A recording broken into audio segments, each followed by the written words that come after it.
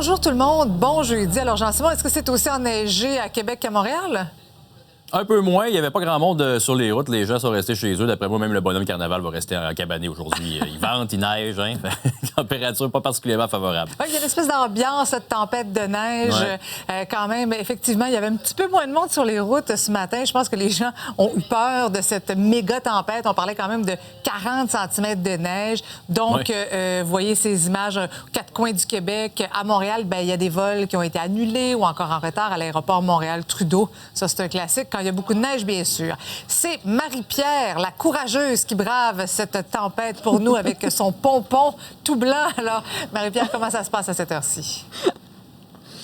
Je pense que tu le vois bien, hein? Il neige abondamment. Il est tombé environ une dizaine de centimètres de neige cette nuit et selon Environnement Canada, là, on attend 10 à 25 centimètres supplémentaires d'ici la fin de la journée. Alors, c'est peut-être l'heure de pointe du retour à la maison qui sera plus compliquée parce qu'effectivement, ce matin, là, ça n'a pas été difficile. Il n'y avait pas de congestion. Les gens qui semblent être restés à la maison, il n'y avait pas d'école.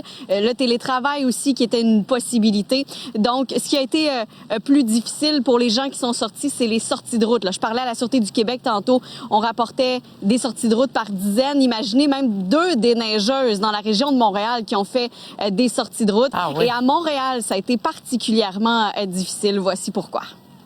Montréal est à problème parce que c'est pas plat. Donc, il y avait la côte McGill ce matin, là, près de la place Bonaventure, qui a posé problème à de nombreux automobilistes qui sont jamais arrivés à monter.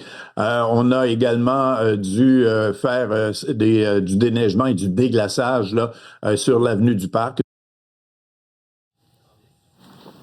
Marie-Pierre, on voit des images en ce moment. Tu as croisé quelqu'un d'ingénieux là, qui s'est dit « Je vais me faire une espèce de je sais pas comment appeler ça, de traîneau pour me déplacer sur les trottoirs. » Oui, nous, on est à Saint-Jean-sur-Richelieu, alors ce sont plus des petites routes de campagne autour de nous. Alors, c'est plus difficile, hein? Parfois, c'est pas déneigé carrément, mais quand même, là, les gens qui prennent ça du bon côté. Comment est la route? Ben ça allait bien jusqu'à temps qu'il y ait de la glace sur mes essuie-glaces, justement. Fait que là, on n'a pas le choix de s'arrêter. Hein, effectivement, avec les 2 enfants dans la voiture, c'est important. C'était glissant. Ça va être le plus loin que je vais aller aujourd'hui, je dirais. Strict minimum. On laisse ça passer, puis on sortira mais que ça soit déneigé. On voyait pas grand-chose. J'ai comme 40 minutes de route. Je vais voir ça tantôt si c'est possible ou pas. Marie-Christine, j'ai rencontré un facteur et un déneigeur. Vous pourrez voir ça dans mon reportage ce soir. J'ai bien hâte de voir tout ça. Merci, Marie-Pierre. Je t'en prie. À Saguenay, un peu comme partout ailleurs au Québec, les gens ont décidé de rester à la maison. Les rues où est-ce qu'il y a normalement du monde le matin étaient carrément désertes. Jade Laplante nous raconte. Au Saguenay-Lac-Saint-Jean, on attend 15 à 30 cm. J'ai parlé avec le service de police de Saguenay dernièrement qui m'a dit que sur les routes, ça va plutôt bien malgré les conditions routières. Le fait est qu'il n'y a pas beaucoup de monde sur les routes. Les gens ont décidé de rester à l'intérieur ou du moins de faire du télétravail.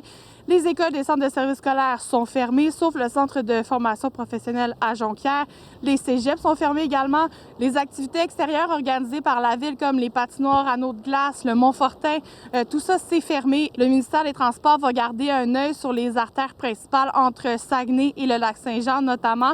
Il faut dire également que la route 172, par endroits, les camions poids lourds sont interdits, notamment en raison des conditions routières. À Saguenay, Jade Laplante, pour Nouveau Info.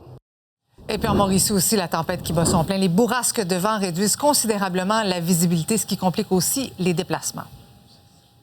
Sans grande surprise, c'est la tempête ici à Trois-Rivières aussi. Remarquez le centre-ville, on dirait une ville fantôme. Les gens ont priorisé le télétravail, qui était d'ailleurs fortement recommandé par les employeurs. L'Université du Québec à Trois-Rivières, par exemple, a maintenu ses cours, mais a fortement encouragé ses professeurs à les donner à distance ou à les reporter. Toutes les écoles des centres de services scolaires de la Mauricie et du centre du Québec sont fermées. Même chose pour les services de garde. Quelques exceptions du côté du centre du Québec. Mais ce qui est particulièrement frappant dans notre région, c'est la visibilité qui est très réduite, voire quasi nulle à certains endroits. Sur la route, rapidement, un véhicule peut devenir invisible. Il faut être donc extrêmement prudent. On attend encore de 10 à 15 cm. Ça devrait se calmer autour de 17 heures, puis ensuite s'estomper tranquillement jusqu'à la nuit. À Trois-Rivières, Valérie Gendron pour Nouveau Info. sur ces images en direct de Montréal. Vous voyez cette neige qui tombe encore. C'est le moment donc de retrouver Patrick de Bellefeuille de Météo Média qui est à l'extérieur ce midi. Salut Patrick. Bonjour. Alors, on s'attendait à quoi? Près de 40 cm de neige à certains endroits. Quel est le bilan à cette heure-ci? Bon, on a dépassé la trentaine du côté de la vallée Outaouais, du côté des Laurentides. On devrait se rendre à peu près à 35. Dans la région métropolitaine, on a dépassé le 20 cm. On devrait se rendre aussi à 25. Peut-être en après-midi, il y a une autre bande qui semble se développer. Là, on pourrait peut-être s'approcher du 30. Sinon, il y a l'Estrie qui avait précédemment pas été touché, mais il y a une bonne bande là, qui s'en vient vers chez eux également, qui devrait commencer incessamment, si c'est pas déjà fait, là, selon l'image radar. Et là, ça pourrait leur donner plusieurs centimètres. Ça a commencé il y a quelques heures à Québec. Vos intervenants vous ont parlé également de Saguenay. Et ça va durer encore pour le reste de la journée. Oui, puis il y a les vents aussi qui sont problématiques, hein?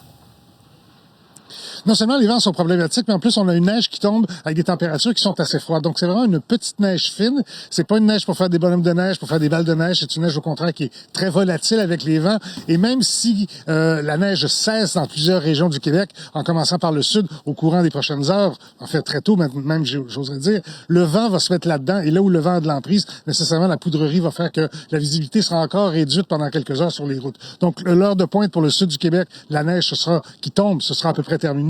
Mais la poudrerie, ça va être encore de la partie. Oui, puis à quoi vont ressembler les prochains jours? Patrick, là, tu me disais hier qu'il y avait un autre système sur les cartes météo à partir de dimanche? Oui, c'est ça. Samedi, en soirée, on commence à voir les premiers flocons, mais le gros de la neige, c'est surtout pour dimanche. Là, pour l'instant, les modèles le font prendre à peu près la même trajectoire que celui-ci. Donc, on se retrouverait encore avec un 30 cm dans la vallée du Saint-Laurent. Localement, on pourrait s'approcher du 35, peut-être en terrain montagneux jusqu'à 40. Évidemment, là, on est quand même 3 jours d'avance. Il peut encore bifurquer un petit peu, mais on a vraiment une deuxième tempête coup sur coup dans la mire. Merci beaucoup, Patrick. Au revoir.